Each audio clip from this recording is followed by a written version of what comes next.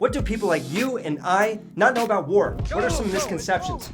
Well, let's get started. Combat is non-stop action. Really, it's 95% boredom and about 5% action, if you even want to call it action. Sometimes that's getting hit by artillery. Sometimes, oh, there's a drone in the sky. But 95% of war is you in the rear, training up, working out, doing whatever. All right, that's an easy one, but how about this? There is no music tied to it. I have music in the background of this video to go and keep up an energy. In a lot of combat footage, you have intense music. There's nothing out there. You can hear the birds chirp. You can hear the rumbling of the generators. You can hear people talk. So that's something that we all know, but it becomes a lot more real when you're in it, obviously. Go! You always see the enemy clearly. I think there was only one time that I saw an active soldier doing a mission that was on the opposition. And that was in Ukraine on my first trip. We were doing recon into the gray zone, and I saw 2 Russian soldiers 600 meters away. And as soon as they saw us, they ran off. That was it. That was the only time that I saw an adversary with my own 2 eyes. Not looking at the screen of my drone, not looking at anything. It was that was the first time.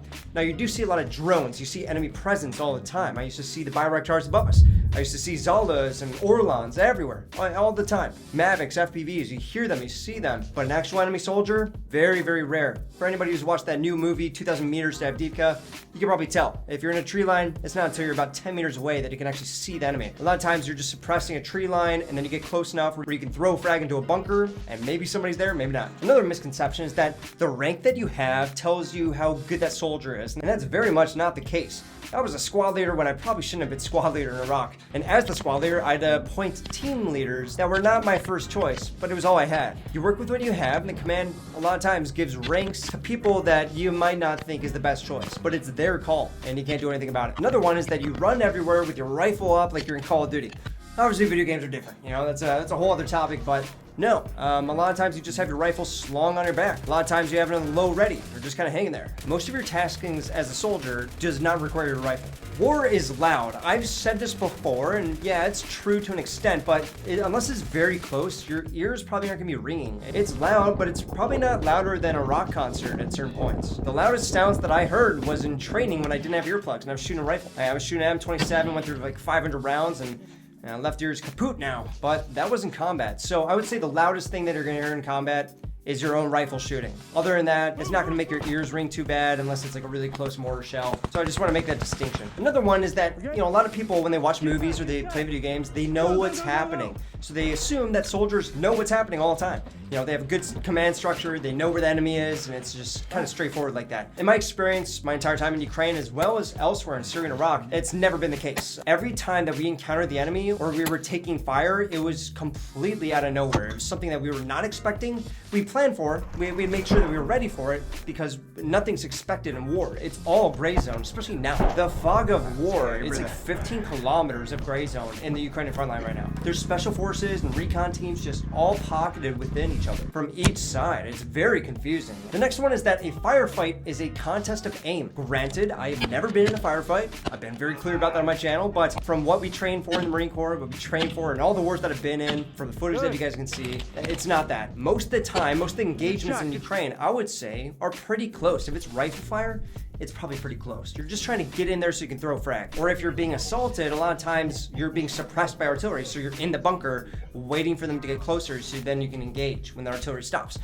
So I think most engagements are pretty close, and it's a lot of just suppression. Fire superiority, that's something that you're taught in any military structure. And yeah, stray rounds, stray mortar shells, whatever it is, that's, you know, that's mostly killing. A lot of times it's just suppressive action. And the next one is that if you get hit, you'll know immediately. Now, I've never been hit in war. I've got a little thing from FPV, but I'll tell you one thing, is that I was very surprised. I didn't feel a damn thing when I was cut up. My thumb was almost cut in half. It stopped at the bone, so it wasn't, you know, but I was sliced up pretty bad. Didn't feel a thing. The tourniquet was immensely painful, but the stitches, the actual cut itself, the wrapping of it, I didn't feel it. There's a lot of footage on my channel where you can watch Arnie getting hit. I've been to a lot of hospitals, visiting friends. And, you know, it's generally the same consensus, where we don't feel it. The next one is that you're gonna have perfect memories of combat. You know, obviously I talk about it on my channel a lot. I have a lot of vivid memories of what happened. But over time, I lose those memories because situations like that happen quite a bit. And that's my best guess. I'm not sure exactly why, but There's a lot of times where I will try and recall a situation, and I'll be talking to my friend who was there with me, and they'll have a completely different perspective, or I miss something, or they miss something. We have to add on to each other, and oh yeah, you know, it'll come back into our memory. But we lose it pretty quick. Even right afterwards, we have no idea what happened. And then I look back at the footage, and the GoPro is really nice that way. It's really good for memories. It's really good for recalling these things. When I thought that the SPG detonated 50 meters in front of us, it was 100 meters to the left. So yeah, memories are mixed up. It's very difficult for your brain to process and remember all these memories when there's adrenaline kicking through. Because you're living in like this slow-mo world, and it's very strange. So 5 minutes of combat, like this 5-minute drive where we're getting hit by mortars and we have to get inside a house, that was 5 minutes. But how long do you think that felt for us? You know, like an hour. It felt like a lifetime.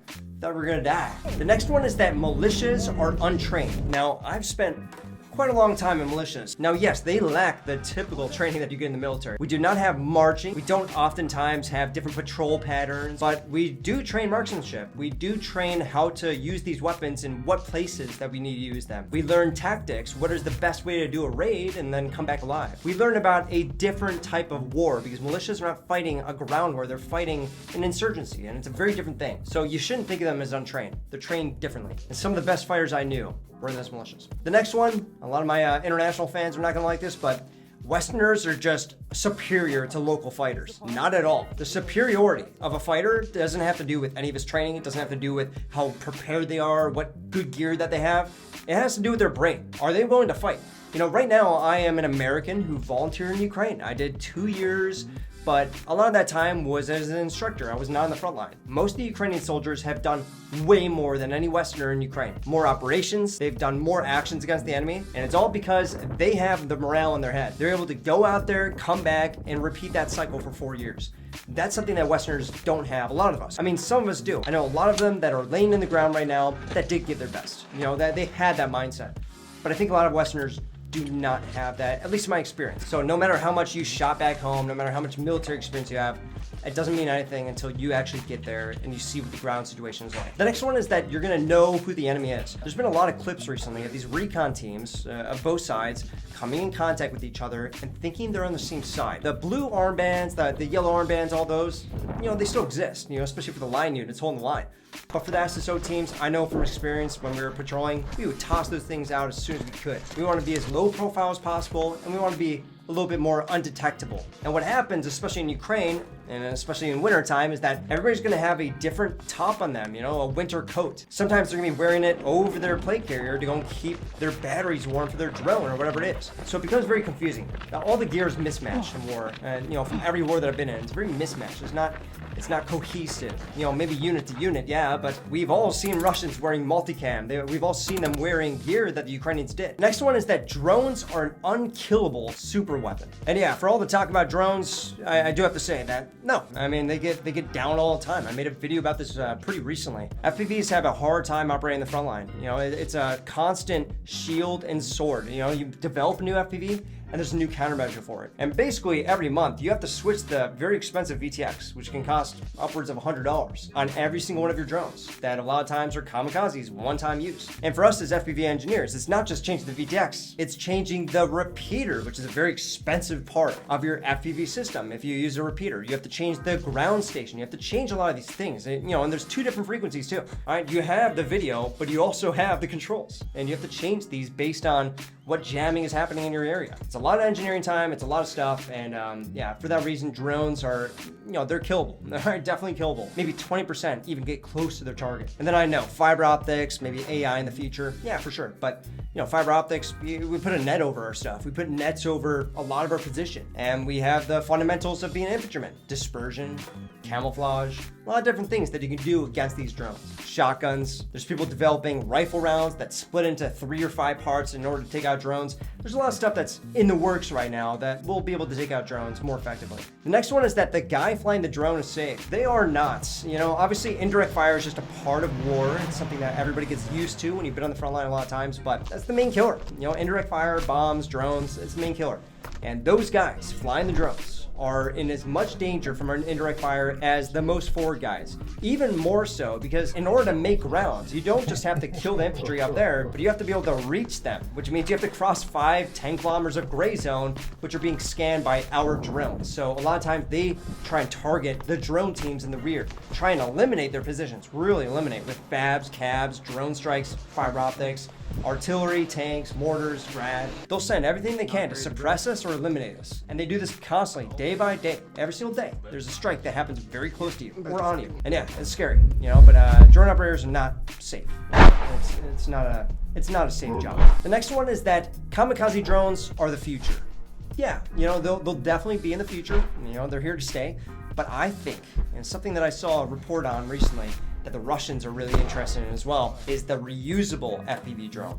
These ones are bombers, and you know, I made a whole video about why I think that bombers are superior to kamikaze, so I'm biased, but I think it's for good reason. Bombers make it so that you can make that expensive Western-made drone, but you can return it. You know, a Switchblade costs how much? That was a kamikaze drone. It wasn't very effective, and it wasn't worth the bang for the buck. So I think that bombers are gonna be used a lot more than kamikazes in the future, at least the near future. The next one is that jamming only affects the enemy.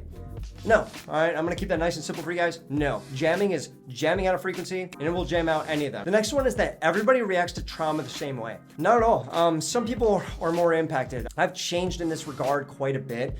In Syria, I dealt with it really, really bad. You know, I put out a 10-year video talking about that. But in Iraq, I was able to perform better because I knew I was doing the job that I was supposed to. And, you know, I continued to do my work. I had something to do. Some people really break down. Some people, they can't go to the front line anymore. They get too afraid, or they understand that they're not invincible anymore. It changes person to person, circumstance to circumstance, and how much experience you have versus the other guy. A lot of these things come into factor, and everybody deals with it differently. Some people just don't even return. You know, that's just the truth of it. It takes a very special person, in my opinion, to stay the full 4 years in Ukraine.